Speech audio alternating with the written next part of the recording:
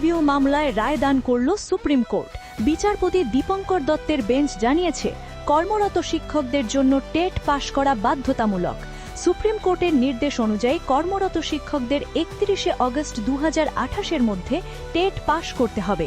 মূল রায়ে যে সময়সীমা নির্ধারিত ছিল তার থেকে 1 বছর বাড়িয়ে দেওয়া হয়েছে।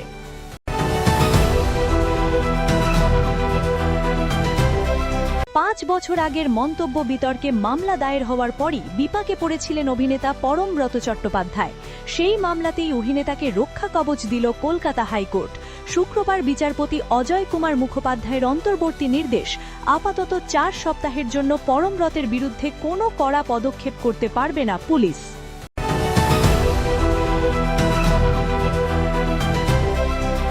অপ্রীতিকর ও খারাপ পরিস্থিতি মোকাবিলায় এবার কেন্দ্রীয় বাহিনীর ধাঁচের সরঞ্জাম কলকাতা পুলিশের।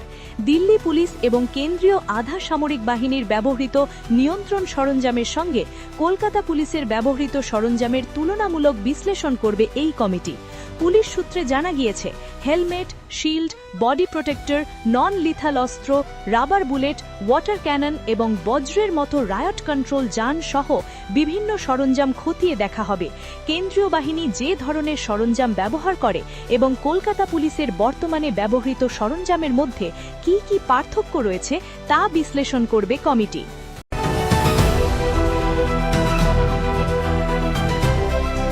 অপ্রীতিকর ও খারাপ পরিস্থিতি মোকাবিলায় এবার কেন্দ্রীয় বাহিনীর ধাঁচের সরঞ্জাম কলকাতা পুলিশের।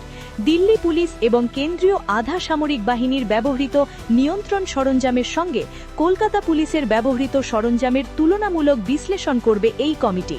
পুলিশ সূত্রে জানা গিয়েছে, হেলমেট, শিল্ড, বডি প্রোটেক্টর, নন লিথাল অস্ত্র, রাবার বুলেট, ওয়াটার ক্যানন এবং বজ্রের মতো রায়ট কন্ট্রোল যান সহ বিভিন্ন সরঞ্জাম খতিয়ে দেখা হবে।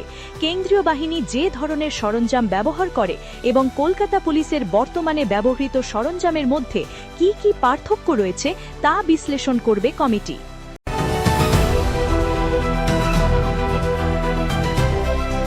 কেরলে বর্ষা প্রবেশের এখনও আগাম পূর্বাভাস নেই মৌসুমী ভবনের। তবে দক্ষিণ বঙ্গোপসাগর ছাড়িয়ে মধ্য বঙ্গোপসাগর এবং উত্তর বঙ্গোপসাগরের কিছু অংশে পৌঁছেছে দক্ষিণ পশ্চিম মৌসুমী বায়ু। ঝাড়খণ্ড সংলগ্ন এলাকায় একটি ঘূর্ণাবর্ত রয়েছে। উত্তরপ্রদেশ থেকে অন্ধ্রপ্রদেশ পর্যন্ত একটি অক্ষরেখা গিয়েছে।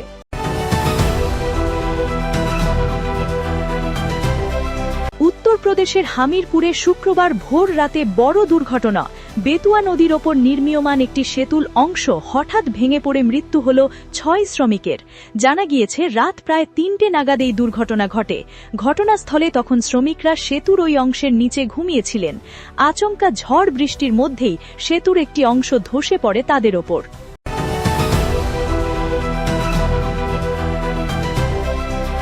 রাজ্যে চালু হচ্ছে প্রধানমন্ত্রী গ্রামীণ আবাস যোজনা। রাজ্যের পঞ্চায়েত ও গ্রাম উন্নয়ন দপ্তরের তরফে প্রধানমন্ত্রী গ্রামীণ আবাস যোজনা নিয়েও ভেরিফিকেশনের নির্দেশ দেওয়া হয়েছে নবান্নের তরফে। উল্লেখ্য, দীর্ঘ 2 বছরেরও বেশি সময় ধরে প্রধানমন্ত্রী গ্রামীণ আবাস যোজনায় কেন্দ্রীয় বরাদ্দ বন্ধ রয়েছে রাজ্যে। তবে রাজ্য সরকারের পালা বদলের পরেই এবার প্রধানমন্ত্রী গ্রামীণ আবাস যোজনা চালুর তৎপরতা পঞ্চায়েত ও গ্রাম উন্নয়ন দপ্তরের। জেলায় জেলায় শুরু হয়েছে ভেরিফিকেশন।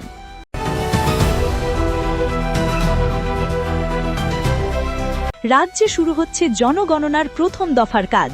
16 আগস্ট থেকে শুরু হবে হাউস লিস্টিং বা বাড়ির তথ্য সংগ্রহ। 14 সেপ্টেম্বর পর্যন্ত চলবে এই প্রক্রিয়া। সম্পূর্ণ ডিজিটাল পদ্ধতিতে হবে জনগণনা। এবার ব্যবহার করা হবে HLO মোবাইল অ্যাপ, যেখানে পরিবারের সমস্ত তথ্য সুরক্ষিতভাবে সংরক্ষণ করা হবে।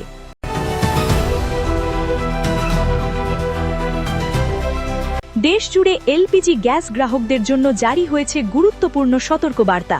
বিশেষ করে ভারত গ্যাস গ্রাহকদের দ্রুত কেওয়াইসি সম্পূর্ণ করার নির্দেশ দিয়েছে সংস্থাগুলির পক্ষ থেকে।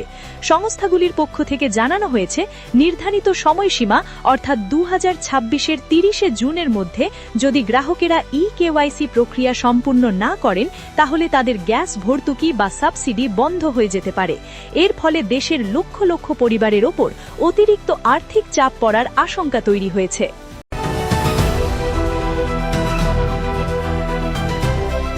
2026 সালে সোনা ও রূপোর রেকর্ড ভাঙা উত্থান দেখিয়েছিল।